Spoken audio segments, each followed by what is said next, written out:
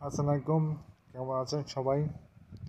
প্রতিবন্ধী বিধবা বয়স্কর টাকা আপনারা 5 তারিখের ভিতরে পেয়ে যাবেন।